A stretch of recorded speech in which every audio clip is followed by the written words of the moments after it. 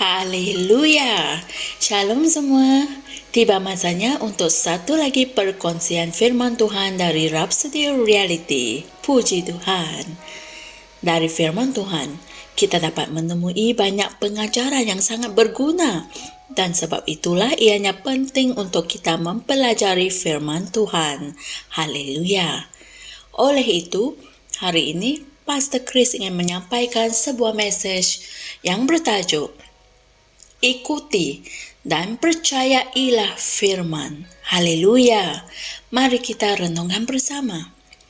Ayat Injil pembukaan dipetik dari Roma 8 ayat 5 yang berkata, sebab mereka yang hidup menurut daging memikirkan hal-hal yang dari daging, tetapi mereka yang hidup menurut roh memikirkan hal-hal yang dari roh.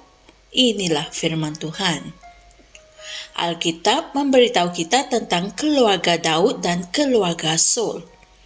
Kamu boleh mendapat gambaran yang jelas tentang perbezaan mereka apabila kamu melihat apa yang berlaku pada zaman ketika Daud, seorang anak muda, telah dipilih oleh Tuhan untuk menjadi raja dan Saul masih hidup. Saul telah membelakangi Tuhan. Apabila umurnya semakin meningkat, dia semakin kurang mendengarkan Tuhan. Malah, menjelang penghujung hidupnya, dia juga pergi menemui ahli sihir Endor. Dia lebih mementingkan apa yang orang ramai fikirkan berbanding dengan apa yang Tuhan fikirkan. Saul ingin membunuh Daud kerana dia menyadari bahawa tangan Tuhan berada di atas Daud dan impiannya untuk mengekalkan pemerintahan yang berkekalan telah gagal. Tetapi dia tidak berjaya. Akhirnya Saul mati.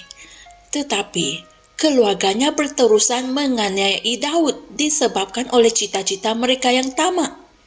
Itulah sebabnya Alkitab mengatakan bahawa terdapat peperangan yang panjang di antara keluarga Daud dan keluarga Saul, seperti yang tertulis dalam 2 Samuel 3 ayat 1. Haleluya. Tuhan kemudiannya telah memilih keluarga Daud. Keluarga Saul telah menjadi rumah daging, rumah dosa dan cita-cita yang tamak. Kamu boleh menyamakan situasi ini dengan anak-anak Tuhan hari ini, di mana walaupun mereka telah dipilih oleh Tuhan, mereka tidak lagi mendengarkan Tuhan. Sebagai anak Tuhan, kamu harus berjalan dalam hikmat Tuhan. Hendaklah kamu menjadi arif. Biarkan roh Tuhan membimbing kamu. Ikuti dan percayailah firman Tuhan, kerana disitulah terletaknya kemuliaan dan kemenanganmu dalam hidup.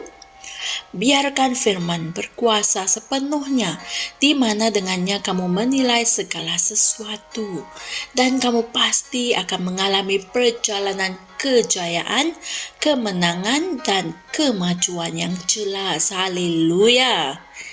Saudara dan saudari semua, mari kita sama-sama mengatakan pengakuan ini. Firman Tuhan adalah kuasa tertinggi, di mana dengannya aku menilai segala sesuatu. Jalanku selama-lamanya dibanjiri dengan cahaya, kerana fikiranku terbuka kepada firman dan Roh Kudus untuk bimbingan, petunjuk, dan arahan. Oleh itu, aku mengalami perjalanan hidup yang jelas untuk kemajuan, kemenangan, dan kejayaan, kerana aku mempunyai terang kehidupan. Puji Tuhan. Untuk renungan tambahan, sila kaji, pelajari ayat-ayat Injil berikut, iaitu 1 Yohanes 4 ayat 1 Kitab Terjemahan The Message, 1 Tesalonika 5 ayat 21, Yohanes 8 ayat 12, Efesus 4 ayat 14, dan 2 Yohanes 1 ayat 10 hingga 11 Kitab Terjemahan ISV. Haleluya. Kami pasti kalian telah mempelajari sesuatu yang berguna dari ajaran kami hari ini. Teruskanlah mempelajari firman Tuhan, di mana dengannya kalian dapat menilai segala sesuatu. Puji Tuhan. Jumpa lagi esok, dan Tuhan berkati. Shalom. Kami percaya saudara-saudari semua telah diberkati dengan perkongsian firman dari Rhapsody Reality. Bagi sesiapa yang ingin menjadikan Yesus Kristus sebagai Tuhan dalam kehidupanmu, kamu boleh mengucapkan doa ini bersama dengan saya. Ya Tuhan Allah, aku mempercayai Yesus Kristus, Anak Allah yang hidup dengan sepenuh hatiku. Aku percaya Dia telah mati untukku, dan Allah telah membangkitkan Dia dari kematian. Aku percaya Dia hidup hari ini. Aku mengaku dengan mulutku bahwa Yesus Kristus adalah Tuhan dalam hidupku mulai dari hari ini. Melalui Dia dan di dalam nama-Nya, aku mempunyai kehidupan yang kekal. Aku telah dilahirkan semula. Terima kasih Allah kerana menyelamatkan jiwaku. Aku sekarang adalah anak Allah.